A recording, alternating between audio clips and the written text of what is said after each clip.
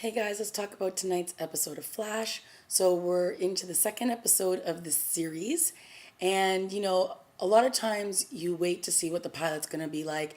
And you know that these studios spend a lot of money and they put a lot of energy into the pilot. And sometimes the pilots are really good. And then it's sort of, okay, let's wait and see what the rest of the series has to offer. I will say that I did enjoy this episode. I did not enjoy it as much as I did the pilot episode, but I think it has a lot of things still going for it. One, it's definitely taking itself not too seriously.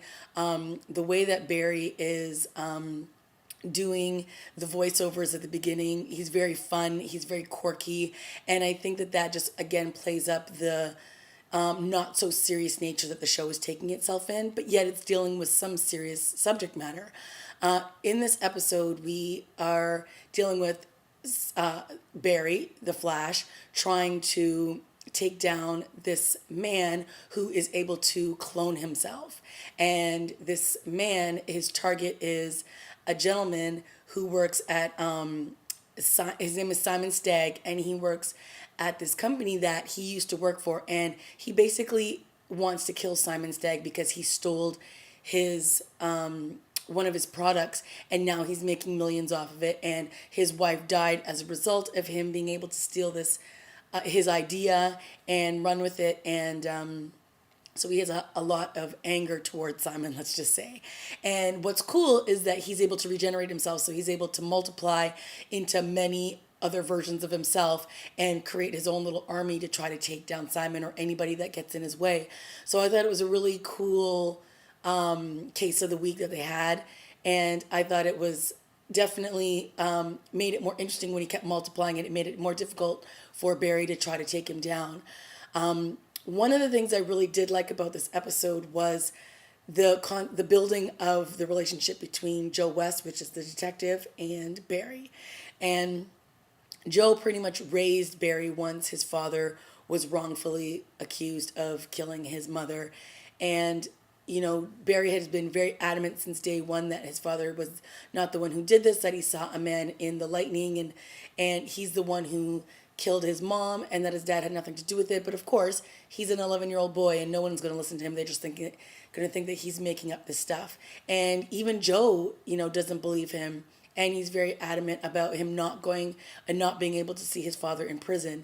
And it turns out that the father, Henry, is actually the one who didn't want Barry to come and see him. Obviously, he doesn't want his son to see him locked up in handcuffs, talking to him behind a glass window, I should say.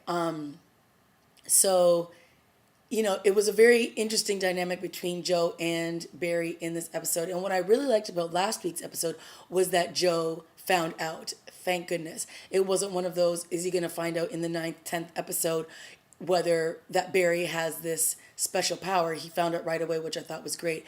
And his concern is that Barry is going to get killed doing this. That yes, he may be the fastest man alive, but he's not invincible. And that's exactly it. Like, he can still get shot. All these things can happen. But as we learned in the first episode, he can heal himself very quickly. So when he broke his arm in the first episode, he healed himself within 3 hours or something like that. So, his ability to heal himself is probably very high, and he probably could get out of these sticky situations without it being that bad. That being said, he's still a kid, and that is Joe's point. But it isn't until Joe and Harrison have this conversation where he says, listen, you know, Barry can do all these things. He's just doubting himself, and you're putting more doubt in him. So yes, he can run as fast as he can, and he can probably save us and protect us from this crazy person who's trying to kill Simon, and ultimately has these special powers because of this lightning storm. He is still going to doubt himself and not think that he can do it because you're doubting him. So it's a kind of a nice scene when Joe decides to encourage Barry. I thought it was a little too quick though.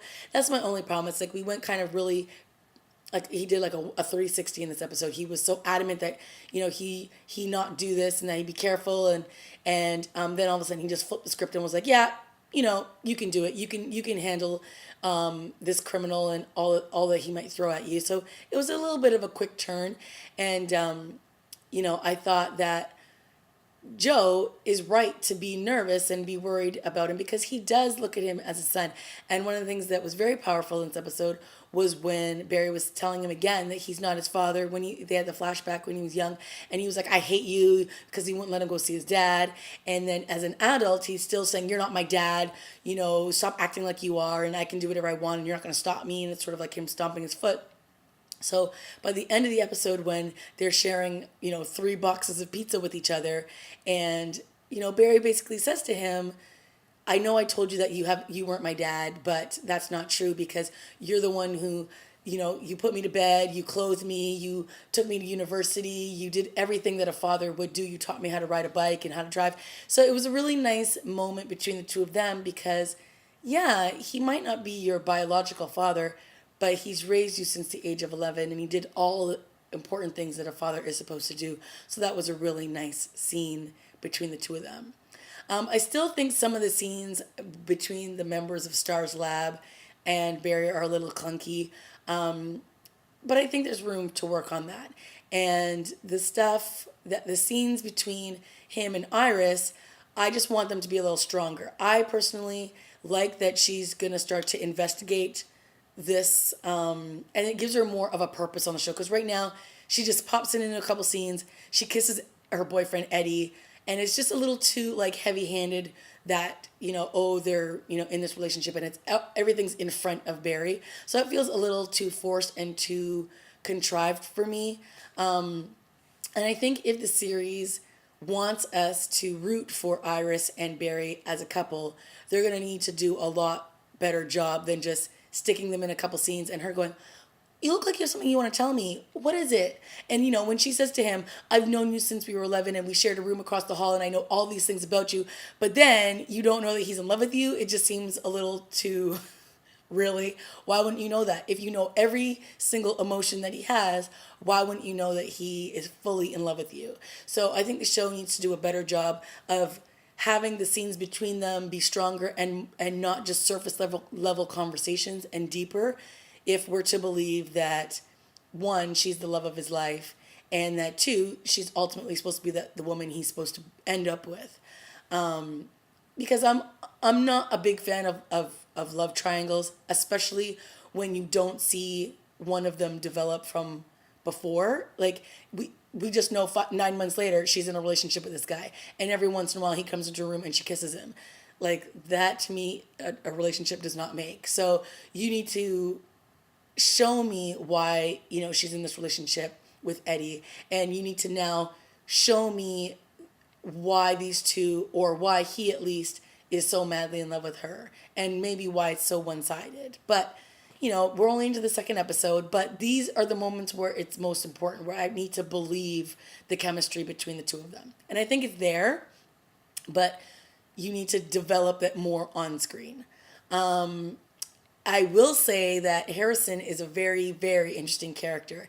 And, the scene that he had with Joe, as much as he says to him at the end of it, "And by the way, I care about him too," I don't know if it's definitely, I feel it's more of a selfish reason why he cares about him and not that he's really concerned about who he is as a human being. And at the end of the episode, obviously, when he goes to Simon Stagg's office, and Simon seems to know all about what it is that, happens at Star's Lab, and that they're basically metahumans that they're dealing with. And he doesn't seem very shocked or fazed that there's a man in a red suit running around town, and he just doesn't know who he is. And he doesn't seem very surprised, when he finds out that this man who was trying to kill him was able to regenerate, because obviously he stole his ideas.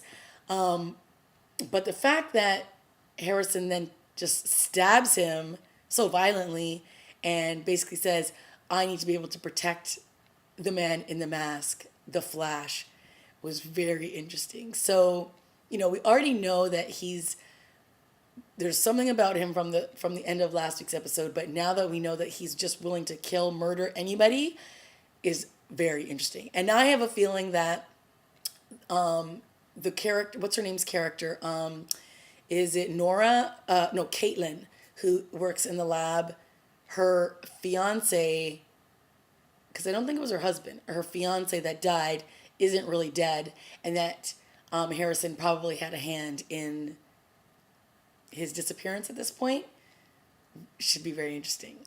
All right, guys, let me know what you thought. I did enjoy the episode, but again, I think there are some things that they definitely need to tighten up. And they need, and all the stuff with Barry, he's doing a good job. He's selling it. I like the stuff, like he's very endearing, he's charismatic, he's emotional, he gets angry, he's got all these different layers to him, and I'm really liking him. I think that he's definitely the draw for me, as well as Joe and Harrison. Those three are definitely the three characters that I think are killing it right now.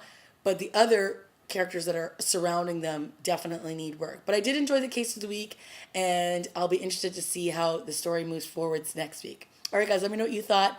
I hope you're enjoying it, and leave your comments down below, like and subscribe, and I'll see you next week. Okay, bye.